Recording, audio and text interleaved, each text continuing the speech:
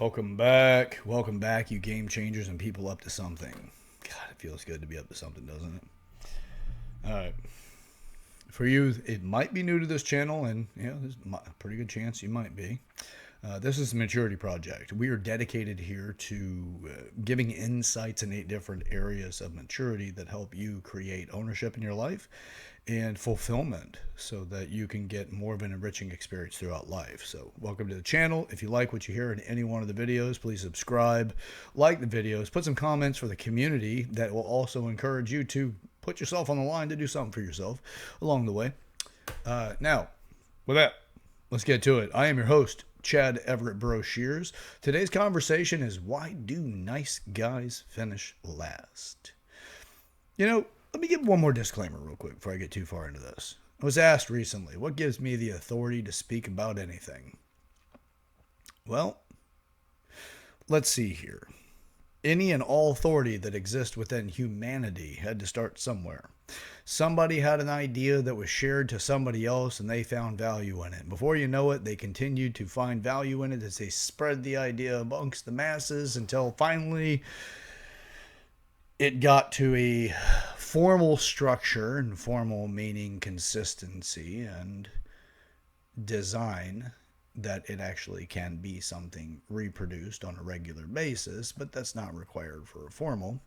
But still, point of it is, in a formal way, that academia, meaning the people that are in the higher caliber of thinking, continuously think that it actually is accurate, tried with the scientific method, and coming up with something that they consider to be accurate data against existence. So, now that that's said, it all started somewhere. Did you know that psychology started in philosophy? If you didn't know that, you're welcome.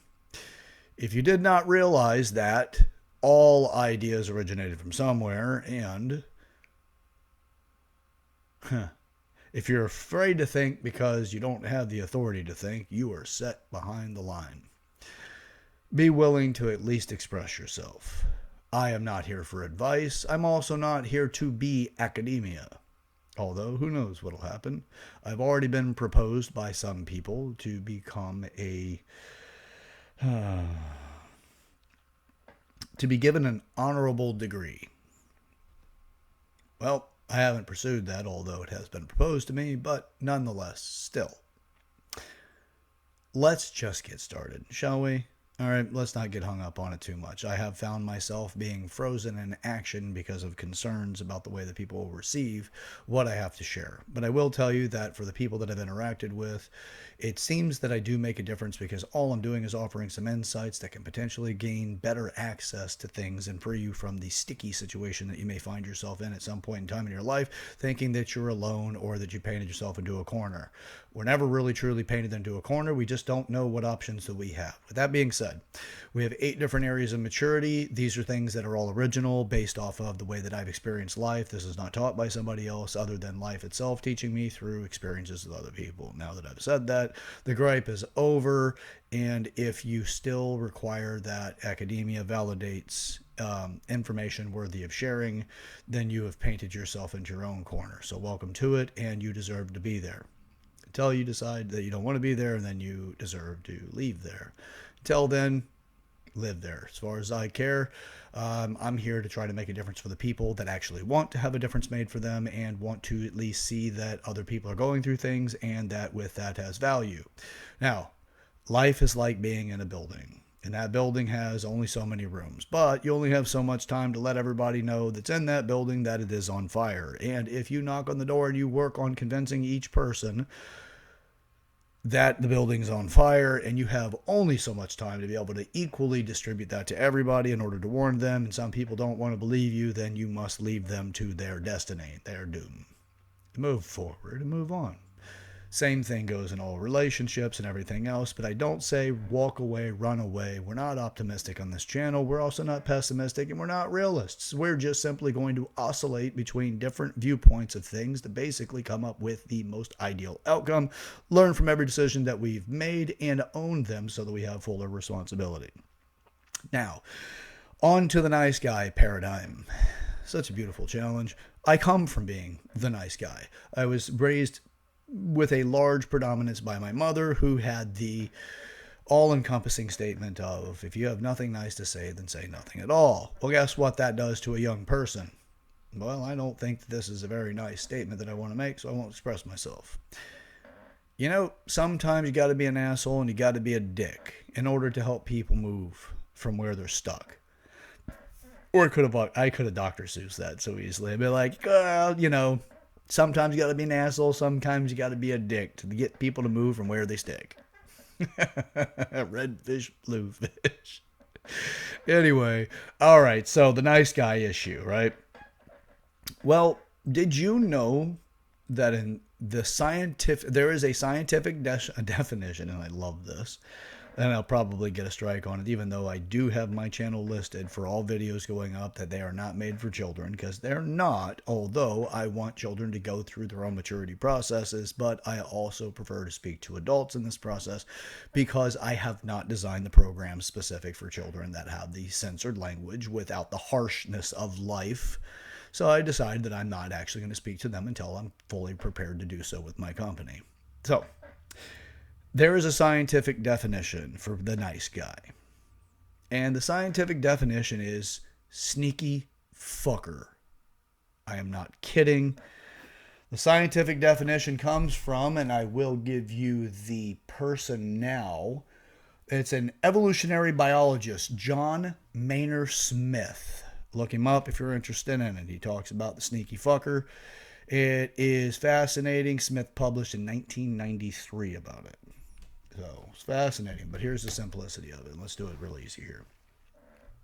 Sneaky fucker is somebody that is waiting in the wings. The alpha male or the dominant male, whomever that may be, in the scenario is that they were observing the courtship of females based off of the alpha or the dominant male. Doesn't always have to be the alpha. Sigmas are also dominant as well. It's just, you know, by the way, alphas hate sigmas.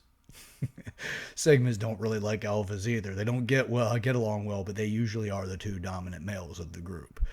Sigmas just don't necessarily want to be the leader. They just will if it has to happen. Alphas require that they're the leader even if they don't have the abilities at times. Sigmas like sitting back going, Jesus Christ, don't fuck this up. If you do, I'll take over. So anyway, I'm more of a Sigma, but that's something that I don't like to brag about. That's just the case B. I'm not an Alpha, and I'm damn sure not a Beta or any Omega or the Delta or, you know, any of the rest of them. Definitely my category. But everybody wants the Sigma because the Sigma's smart, cool, calm, collected, whatever. Yeah. Look, we're more loners. We're more lone wolf type guys. All right. But I come from being the nice guy. I was raised to be that. I was one of the most popular guys in high school. Not on the high end where everybody's like, oh my God, Chad. I was the lean back guy. I was the one that people went to when they were having challenges. I was the wise young man, the friend of all. I didn't have a specific group, although I hung out in the 90s. It was the skaters, although I couldn't skateboard for shit. But I liked rock music and then, you know, some of the grunge, but my buddies were definitely more into that scene. And that's where I hung out. But I went to the country folk, the rap folk, the cheerleader girls, the popular ones. I went to every single group. I could pass through every single grouping and not be singled out because everybody appreciated me because I just wasn't there to cause harm. I was just there because I liked people and I liked to be liked. It was fun. But here's an interesting factor. I was friends with all of the girls. For the most part, all the pretty girls, the popular girls, you name it, I was their friend. Because I was the nice guy. Well, that made me really popular amongst the guys because they recognize an access point that if they didn't go directly to them and introduce themselves to them, they can do it a little bit more passively, which is use me as a conduit to the pretty girls. Sucked for me because here I am going, yeah, but I'm here. You know, I like you. You're cool. We'd talk for time, for all kinds of time, hours at times, whatever. Just, you know, I was just always there. And I genuinely cared. Absolutely. It wasn't just to try to hook up with these girls, but still, I nonetheless was the nice guy. The guys liked me, and I was the nice guy to those guys. I was the nice guy to the girls. I was the connecting point. And yeah, it caused a lot of challenges. I had plenty of jealousy. I had a lot of all of that, but I know what it's like to live in that space of the nice guy. it is very frustrating, to say the least. Well, now that I'm in my 40s, I don't really run into those kind of challenges anymore. If anything, I have to push away unwarranted advances. So I do have women that approach me that I cannot or do not have any interest in pursuing, but yet I still have to let them down. I'm not bragging, by the way. This is not what I'm up to here. I have no interest in that, but there's an evolution to the nice guy, and you can choose the path, right? I also had crippling social anxiety.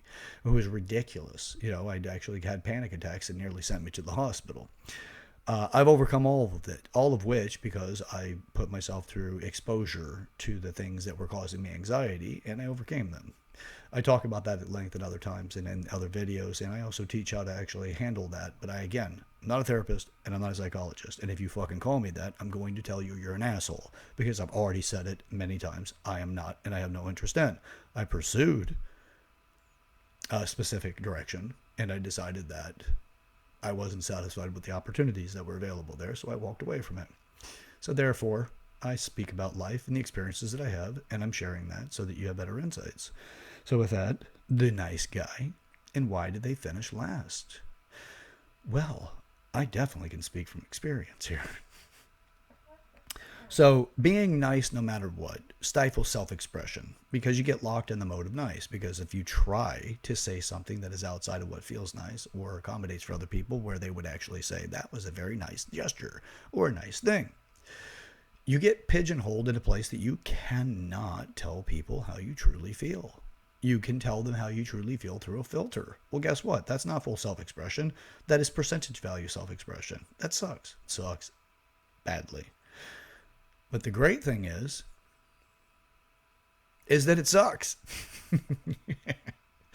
I've grown so accustomed to growth, man. You give me some crap that sucks, and by God, I am so interested in growth, man. You tell me where my challenge is, and I am going to fucking face it. I've talked about Pandora's Box in previous episodes, which you haven't heard that one, by all means, look it up. You will appreciate it. Everybody that's looked at it and listened to it absolutely seems to appreciate it as well. Come with me on the journey. So, all right, nice guys are going to finish last because that's just the case. Unfortunately, that's how it will work for them, because they're safe, they're comfortable, they're easy, and they're there, and they'll tolerate things. They'll tolerate experiments that the other person wants to take on. They'll tolerate risks that the other person wants to take on that may not be in their interest. Because let's say I have been a part of several affairs in my life. I am not proud of that. I am not out to tell people you should have affairs. They have all sorts of challenges. And I'll talk about that in the love series at some point in time. But I will tell you this. No matter how much fun you can have in an affair, it will get you. You will never come out of that unscathed. It will get you. Yeah.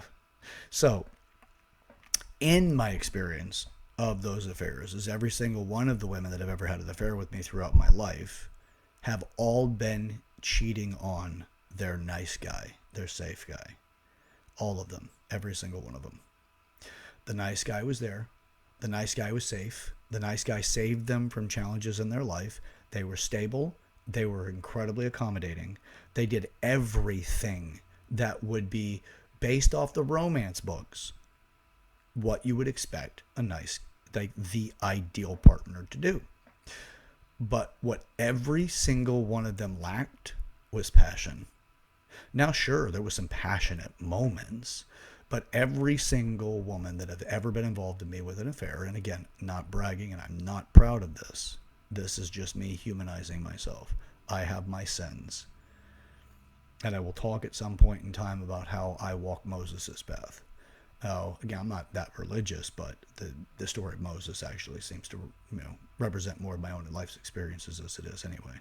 I will not end up in your heaven.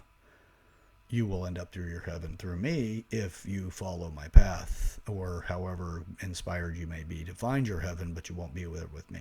It's not mine. Mine is an accumulation of other people finding theirs. So, simple version of it anyway. All right. So I'm not proud of it. I have no interest or intentions to create any new relationships based off of an affair. If somebody is not capable of leaving the current relationship that they're in order to pursue a love interest, then that is a weakness, an area that that person is not developing themselves in, and they are denying their opportunities for growth with an expectation of that weight be put on the person that they start dating, that they help them through that and or do it for them. Way too many complicated challenges for somebody who's unwilling to do the work necessary to actually free themselves from that particular situation. So with that being stated, sneaky fuckers are, they're challenging people because they don't mind waiting. They don't mind. By the way, social media is full of sneaky fuckers.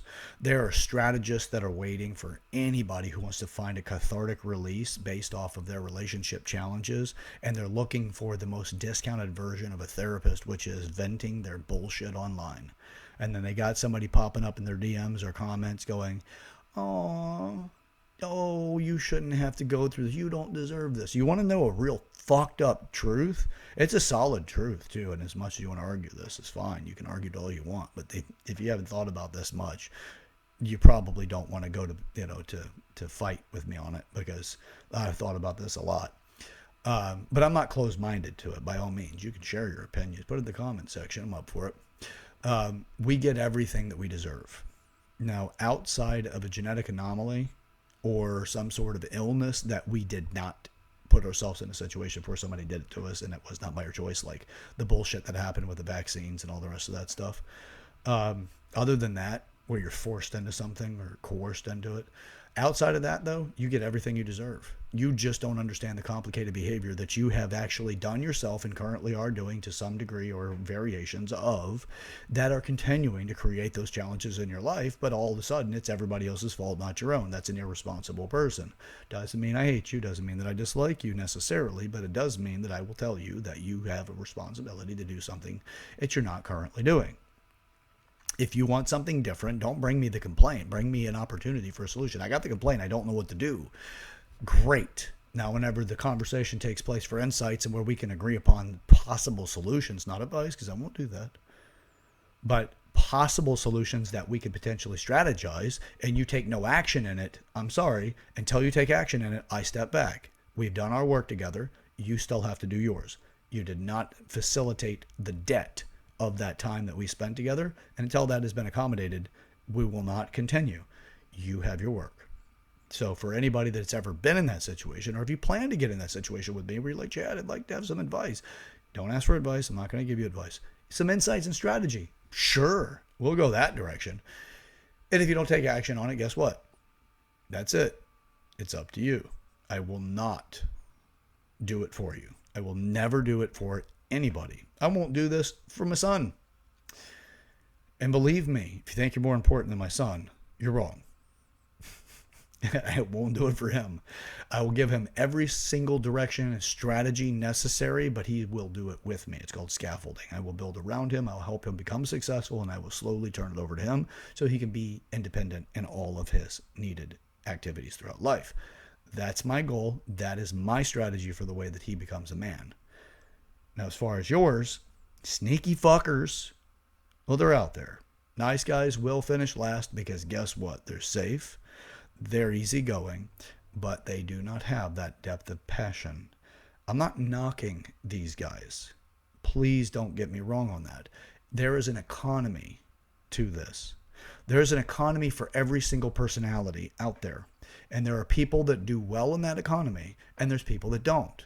Right? You don't have attraction for people that don't do well in your economy. Even if they are good looking, as you get to know them, you find through the qualification process as you're getting to know them that they are less and less aligned with who you are and more aligned with somebody else that you cannot recognize, and you don't even put it on it. Sometimes you might say, hey, that's more like my friend than for me. Maybe you're a better match for my friend than you are for me. That kind of stuff may show up. But for the most part, you just become less attracted to them as you get to know them, because in the economy of personality, they're less aligned with you, or they're more aligned with you, and then we call it chemistry. There's a lot that goes into it. But as long as we look at it as some sort of magic thing that we've put into some sort of like, term called chemistry, well, for me, I think it's more functional to refer to it as an economy of behaviors and personality traits. That's it. And the more they align with you, the more attractive they are. They get specific things about you. Think about it. When you sit down and somebody seems to get you, and not only do they say they get you, but they demonstrate it through their contribution to the conversation beyond just saying, oh, wow, yeah, I get that. I get that. When they give real experiences, they give you real reactions, and they give you the way that they thought through things. And you're like, wow, this person actually does get me. Now, you're more likely to actually be connecting with this person, and then connection creates this concept called chemistry. That's it. So, sneaky fuckers typically will study who they're dealing with and who they're interested in, and they'll go through the chemistry breakdowns and figure out who's more and less likely to be attractive to them. And then they go from there to, well, I'll be supportive of this person. Typically, these people, the nice guy, is out. By the way, it's nice guy, nice girl. It doesn't matter. Gender is not overly specific. It happens on both sides. It just seems to be coined for the nice guy and never wins. Nice girl doesn't either. Blah blah blah. You get the whole picture there. I'm sure you do. If not, we could expand on it. Put a comment in the comment section. Let's go for it. All right. So when these people start interacting, they are looking for connection, and they're looking for how they can support the person. You may get little spurts of jealousy out of them whenever you're dealing with a nice guy. But overall, their goal is not to be anything other than nice, because they want to nice their way into your bed. They want to nice their way into your life, and to the point where they want to be that person. On average, the nice guy in this scenario, I'm not talking about just being nice in general. I'm nice in general until I'm not. Trust me, there are people that would watch this and go, yeah, Chad knows how not to be a nice guy. I was on the receiving end of that. All of my Judases, 3 of them, all know, yeah, Chad's not always a nice guy. If you do me wrong, you will find out that the nice guy is a credit limit you've exceeded. So, if you are a shitty person, well, guess what? Corrective behavior is indicative within our evolution. So, if you're an asshole, well, you typically are going to be treated like an asshole. If you're an asshole to me, you will be treated as being an asshole to me. There's one particular thing, and I'll share this one with you, and it's a detail value about one of my last affairs. There was a gentleman that I honored him, and I refused to pursue a desire that myself and his wife had. Because, and by the way, they had an alternative lifestyle, they're swingers and all that stuff, but he had shut it down somewhat recently, and she was still kind of dealing with the fact that had been shut down, but still had to deal with, it was his decision, not hers, and she still had the attractions that she had to deal with. And whenever she told me she was interested in me, and I told her, man of honor, I won't do that unless I have permission to do so, since you guys are lifestyle people. And I was interested to the degree that I was interested, and I told her, I'm like, well, I'm a man of honor, so I won't do it, because he has not given your blessing or his blessing for this, so no pursuit. Well, nice guy, right? An honorable guy, because look, if you're going to do that, you better do it maturely, because that is a very challenging world to play in. Because emotions, you're not dealing with one other person's emotions. It gets incredibly dynamic when you add more than one person, especially just 2 people. So if there's a total of 3, there is a lot of dynamic emotions that take place inside of that world. I am not telling people that's a place you should be, because for all of the things that you think would be fun and enjoyable about it, the amount of work and the emotional turmoil that comes from it is a very heavy cost. So if you're planning or just interested in going into the alternative lifestyle, the swingers and the rest of that stuff, you really will do yourself huge favors. You'll do yourself a solid if you start researching more about the costs of being involved in something like that. So back to the story on this. He had said no. No, he's not going to allow her to do it. And I'm like, look, we're friends. We're not going to break this. We're going to continue to be friends. That's it. We're not going to go any further than that. She agreed with me, and then we were both fine. I had met with her husband, and one of my best friends. One night, we all went out. One of my best friend decided he was going to leave after about an hour. We continued to hang out. We went to this local brewery. We sat down, started to talk, and I kind of knew him to a loose extent through his wife, and then he had started asking me questions about me. Well, this is how I am. What you guys witness on this show and how I talk in these videos is how I am. I think this way. I've always thought this way. I want to be contribution to other people. I truly am out to try to be somebody who helps others as much as I can without doing it for them, insight directed, that kind of thing. Life is dynamic, and I love to try to explore the different dynamics of relationships. I was expressing this with him, and then he came at me about, well, what do you think? You're some sort of therapist or a psychologist? No, no, not at all. These are insights. This is just my life's experiences. I have areas of interest. I read a lot. I'm very interested, and I love to connect with people and have them share their stories with me, and therefore I learn from them and share their stories with other people without necessarily attaching their names to things. It's the basics of how we experience other people and how we share things. I'm very accommodating when it comes to this because, look, people make the decisions they make. I'm more curious in why they made those decisions versus convicting them to the decisions that they've made. Well, he spent 10 minutes being an incredible asshole to me, like an absolute through the roof asshole, which was not what I expected of him because of what I knew of him prior through what his wife had told me. And also it was a surprise to his wife. He was not like that. He was a complete asshole. From that, after that evening was over, which we were just hanging out, the kind of third wheel. It was an awkward moment from that moment forward. And I was friends with his wife, just friends. That's all we were, because of my respect for him. Well, he had the nice guy.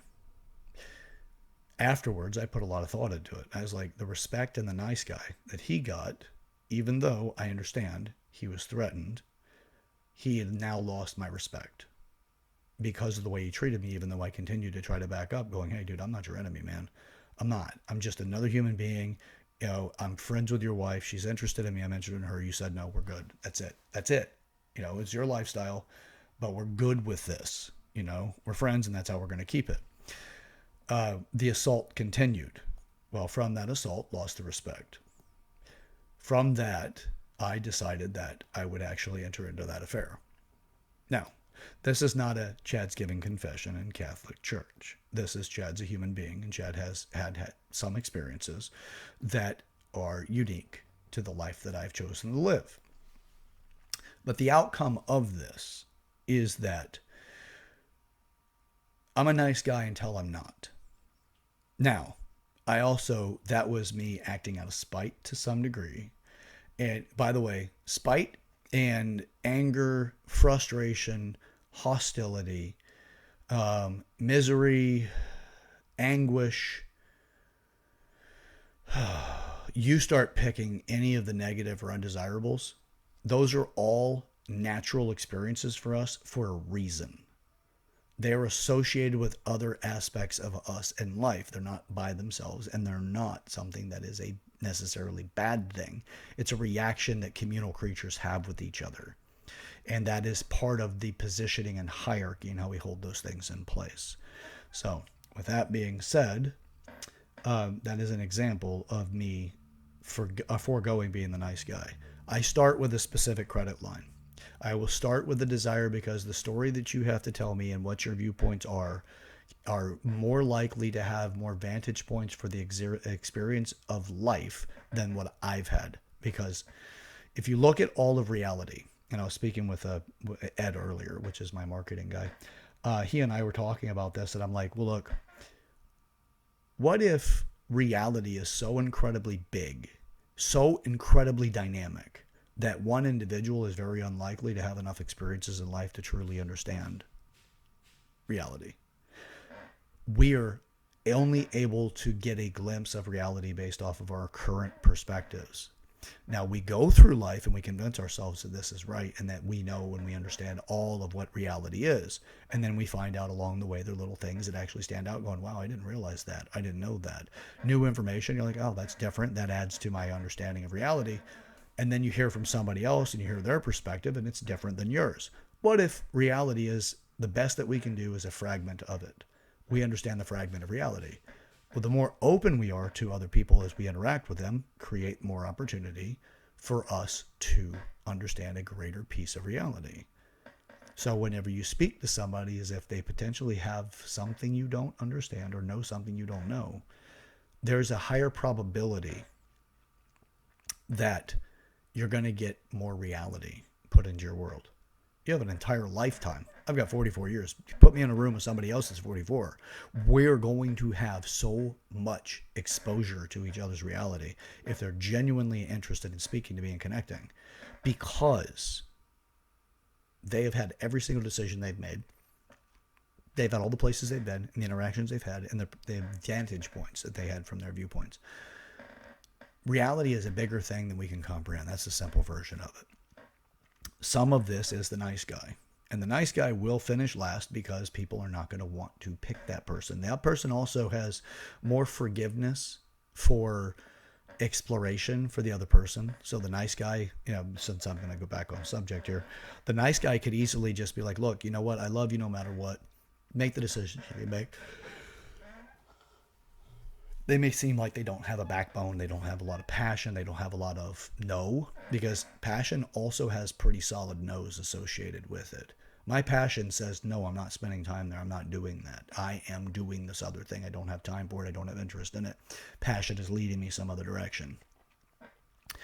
Often, the nice guy lacks the passion. That's been my experiences with women that I have been with that either been married to a man that is the nice guy, or divorced from and dating me and having that they had the nice guy in their life. And that's what they all have told me. I'm more passionate, more fulfilling in their experience in life. I seem to be more alive than the other men. I'm not saying I'm better, by the way, not at all, because I'm more risky. I'm more passion. By the way, passion and risk they're bedfellows. So with that, that's what they're not. But if you give more of an allowance for exploration, there's a chance that the woman that is so incredibly saturated with the nice guy is going to be interested in somebody who's not the nice guy. If you have a solid no and she's like, well, I've always been told yes. As soon as they're told no, they're like, whoa, this is different. I'm not used to not getting my way. This is actually kind of attractive. Although I don't like it, somebody is more dominant. The nice guys also are never dominant. I don't know any nice guys that are dominant.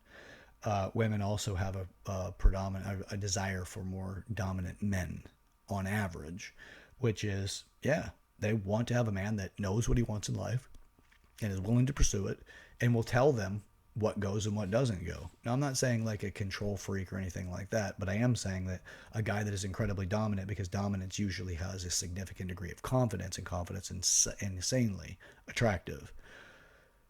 It's incredibly attractive whenever the guy that is highly confident also rubs your feet. But the nice guy that may not be as confident, or that's more likely to cry or show more effeminate traits, less masculine traits, are more likely to do all the nice and catering things. I feel bad for a lot of these guys because I believe that a lot of them could be different had they actually been nurtured differently. But it fights their genetics, but they're used to it, and that's how they have their reward sequences built in. Excuse me for that. They have those reward sequences built in, and that's just the way they understand reality, and that's the way that they do reality. So whenever things get hard, they get nicer. Fights aren't bad, and that's another one. It's a common theme lately. Fights are not bad at all. Incessive fighting is a problem, and then that may also be a resistance to, address the core issue. Constant fighting. But fighting can also be the letting go of the restrictions that you have put on yourself because of your previous experiences. The defense mechanisms that keep people away from you so you don't get hurt again. That can be part of it for fighting. There's a lot of different reasons for fighting. Two different types of fighting. There's offensive and defensive. The defensive is don't hurt me. Stay away from me. Don't hurt me. The offensive is I need to break you down. I need to take something from you. I need to conquer something about you. So those are two things you need to understand. If you have somebody who's doing an offensive fight, well, that's something you really want to be careful with, because that person may be trying to break you down for control. If the person's fighting with you because they continue to feel more closer to you and they fight with you, it can very well be it could very well be they're fighting your defense system. They're fighting the part of you that says, no, don't hurt me. I don't want you to hurt me. Stay back. You can continue to enjoy everything up to this point. Don't go further. The nice guy, they don't usually fight much, because fighting also is associated with passion. And if you don't fight much, and again, I'm not telling people to go out and fight. I'm not talking about physical either. I'm talking about arguments that actually become pretty impassioned arguments. There's a thing about passion that makes you feel alive. Your pulse really gets you. It gets you excited, and you start thinking in the ways you don't normally think. A lot of times people look at that as something as embarrassing. What you're doing is you're exciting your monster. It is incredibly beneficial to understand how much of a monster you can be, but that you're not forced to become that because you have no taming of that monster because you refuse to activate it. These, offensive or these defensive fights can let the monster out enough that you understand it so that you can control it. So that whenever it is needed to come out, you just know how to stop it. You know how to not let it take too much or destroy too much. But when you sit back all day long, and you're like, no, I'm not, no, I'm a good guy. I won't hurt you. I won't do that. And they're suppressing things. That person either could become very psychotic in their behavior, because then they start undermining people and they start trying to destroy relationships without being obvious. They're tinkering and, masterminding. They become more and more manipulative to try to get their way because they don't know any other way to get their way. They tried to manipulate from the nice guy front end and it's not working. So they try to go to the saboteur on the back end. They're also typically the ones that want to give advice. They want to hear what's going on so they can try to give advice that could lead you in their direction, whether that's, oh, you really do get me. There's an investment because you're a nice person. So, at some point in time, I'm going to get tired of these bad boys. So I'm going to want a good guy. Well, I can promise you from the affairs that I've had that you will suffer for that if you win. And again, look, I'm not saying it's a great thing, and I'm not saying that I am a good person for those reasons. I'm a human being doing human being things. Good or bad is up to the individual's perspective. I can tell you this, that I never did it to hurt anybody, ever. I'm not a malicious person. But my needs to be satisfied on the front end had me blinded to the actual costs on the back end, and that's a very common thing. I have lived through those challenges and have reviewed them, and I have created amends with some of these people. For some of them, I was the escape out of their marriage because I was there for them so that they could get out enough that they realized that there was something else out there that could really get satisfied. And then there were others that, it's just, they wanted just a secondary distraction. Then you went back, but they're just repeating the cycle, but somebody else is in that place now. A lot of different things that happen there. There is no one right way to do this life. There's just a way that we do it. Now, if you tell me what your goals are, we can start talking about what's associated with the best tactics and strategies to get there. But other than that, I don't know. So it's up to you. There's no right way to do this thing. It's just live. That's the way we do it. So, all right. Now, there's thinking models when it comes to the nice guy, which their thinking models typically associate with how to strategize, constantly being nice, constantly being the nice guy, constantly being the good guy. I'm going to the bar. I'm going to grab you a beer. Didn't even ask you. Or on the way, hey, asked you every single time. Not a bad thing. It's a very cordial thing to do, but it depends on your motive for doing it. If you're doing it because you want to be seen as a nice person, well, it's manipulative. I just want you to like me. Well, that's not a negative thing. It's not a horrible thing. But when you're doing it because you want to be seen as the nice guy in order to make that a utility later so that you can gain access somewhere else, well, that happens too. I know I've actually been out and hanging out with friends and have a date with me or a longtime girlfriend. I've experienced this too. Longtime girlfriend, and the next thing I know, like one of the nice guys just keeps radiating, going back over to her and giving her all kinds of attention. And then when I would come around, they'd back up and try to be friendly with me. And then only to find out later they're trying to offer their phone number to my girlfriend. I'm like, you're nice guying your way around, or get her Facebook or whatever it is, just so they can get on there and just wait. They're wake fish, if they will. it's just incredibly unpleasant. Those are sneaky fuckers. Nice guy, sneaky fuckers. Expectations when you're a nice guy, they want to win.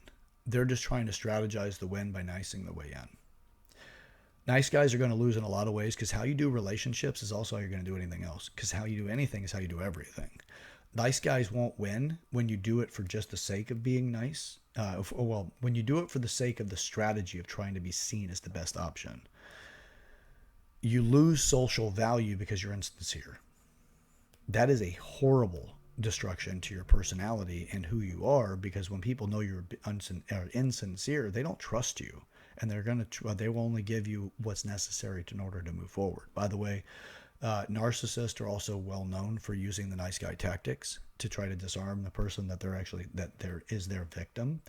There's a lot of challenges to it. The nice guys and that they still don't win, but when they do lose, they qualify the fact they've won so many times prior based off of using that tactic on the people that are involved. And then they move around. Narcissists, sociopaths, and psychopaths move around a lot. They don't stay in the same circle often because once they found out, the more the populated area, the better off it is for them, because it's harder to find them again. It's harder to hold them accountable. They have other people they can jump to. They're very parasitic in their behavior.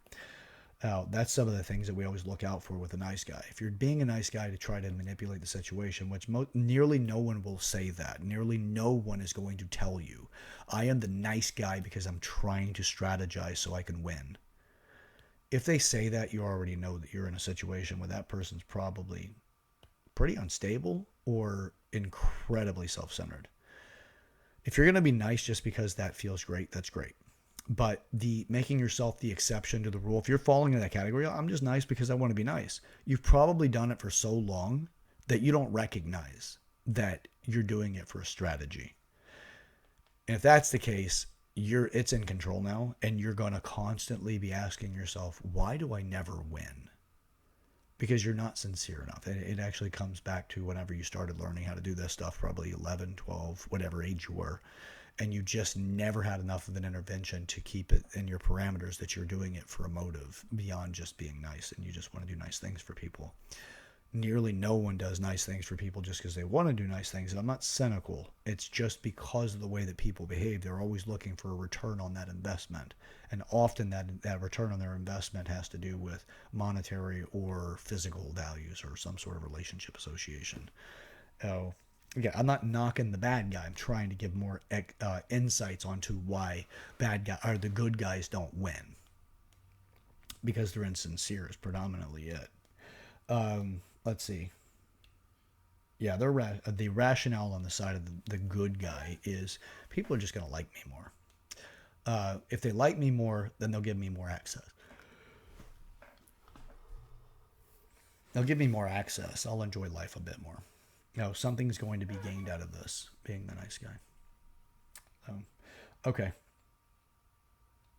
All right, so the difference between a good guy and a bad guy. The bad boy and the good guy is the bad boy is more adventurous and more excitement driven. Typically, like for relationship reasons, women are more interested in the bad guy. They're more interested in the guy that's going to treat them poorly because there's some degree of expectation of excitement that comes out of that. If you're not qualified, often like a good guy is qualifying and validating often, and they feel good about it. They're used to hearing it. I'm pretty, or I'm smart, or whatever that thing is being qualified.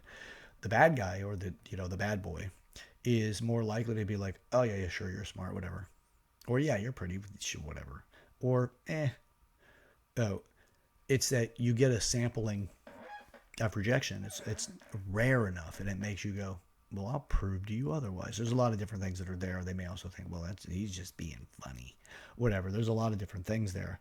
But if you think about it, Beauty and the Beast was the bad boy. The Beast was the monster, not the good guy. It was the monster. And it was a monster to be tamed. So Beauty tamed the Beast. It is something that drives women to save men from themselves. That gives them the experience of being incredibly powerful because they've taken a powerful man and tamed him enough that he didn't continue to destroy or hurt himself. And she used the softer side, love and support and whatever is the common thing. It's the Disney trope and all of that. But she's used that to save him. That is the heroine's journey.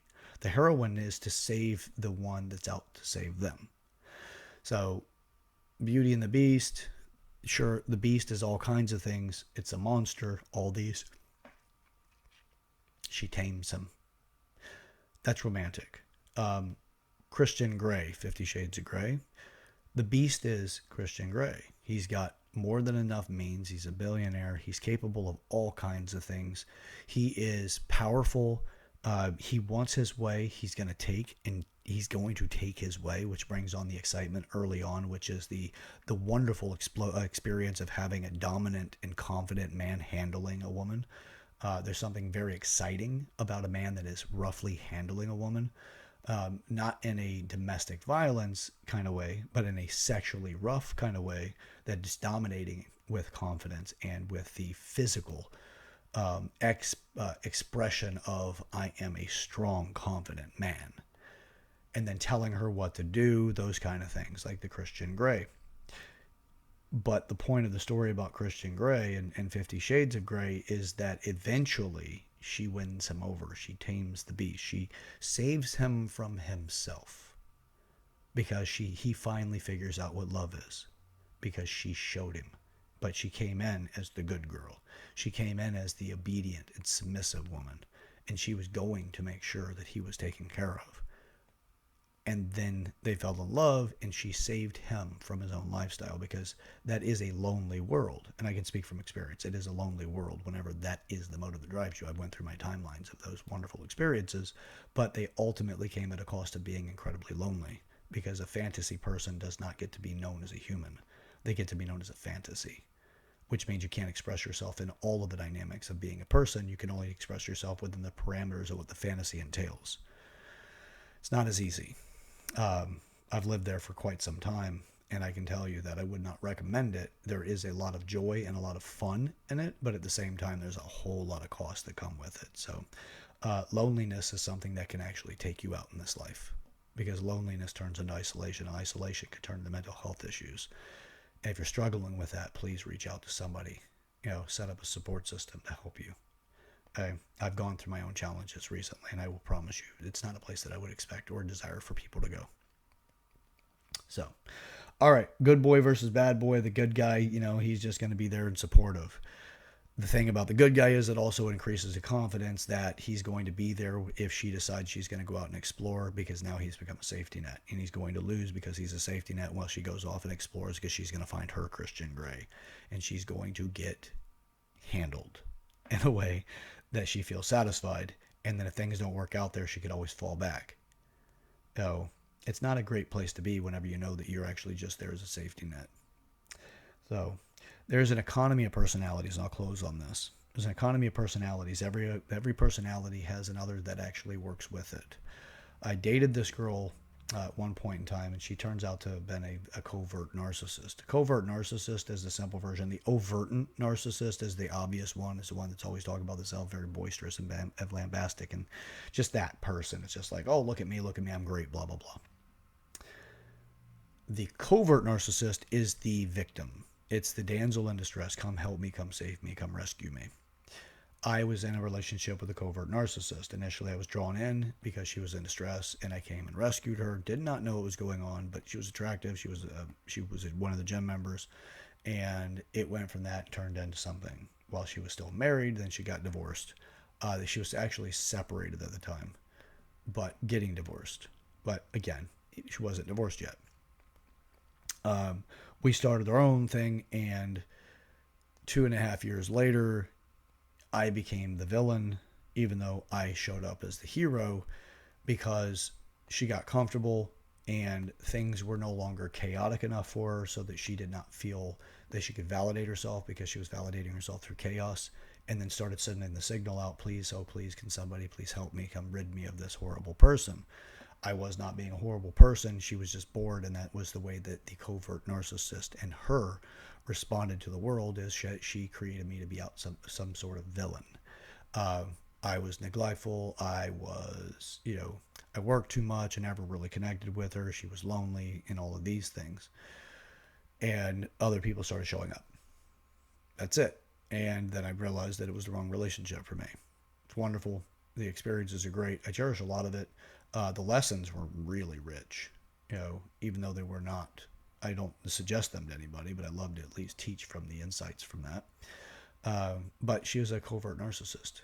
The interesting thing about it is that with that economy, the perfect person for them to meet is a overt narcissist. They have their perpetual villain, and they're there as often as they need the villain to be, and then they express that to other people, and the villain gives them enough of what they're really looking for. If they constantly say, "I'm being oppressed, I'm being oppressed," somebody starts oppressing them. There's some weird way that person finds satisfaction in the fact they're being oppressed.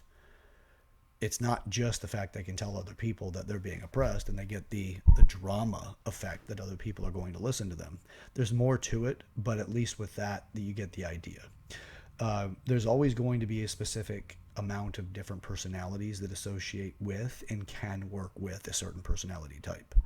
So it's kind of like there's a close value spectrum of those relationship values and the personalities that work well together. Covert narcissist and overt narcissist work very well together.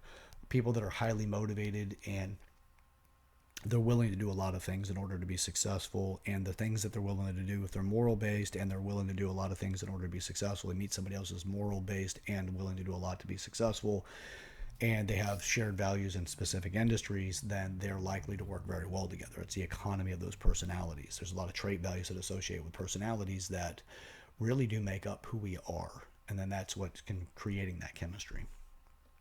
So just keep in mind there is an economy to relationships and personalities.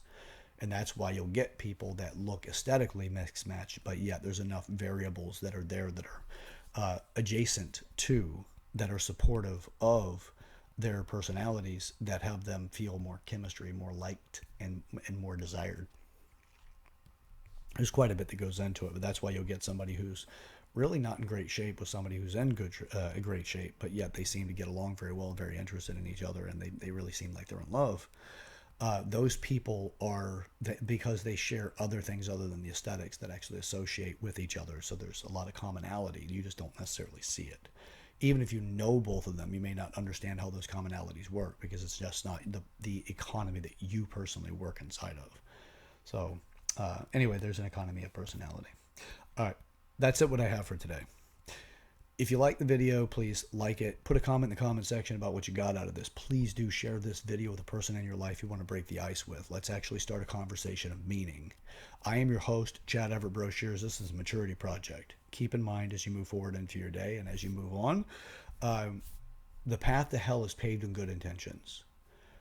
It is going to be more helpful that we create the interventions to stop that path from being created. It's going to take something. We got work to do before we start taking on the world. So do that with me. Join in. Let's take on the world together, but we got to take on the realities that we're dealing with first. Let's deal with the fragments of reality that we have that we're dealing with, and we'll move forward from there. Okay? Let's get up to some stuff, shall we? All right. Till next time, don't forget, subscribe to the channel if you want to keep up with the videos as they come out. Hit the bell notification so you know every time one of them go live or when they're updated and uploaded. And be part of the community, man. Let's get to this thing. All right, let's get up to it. Catch you on the next one. See ya.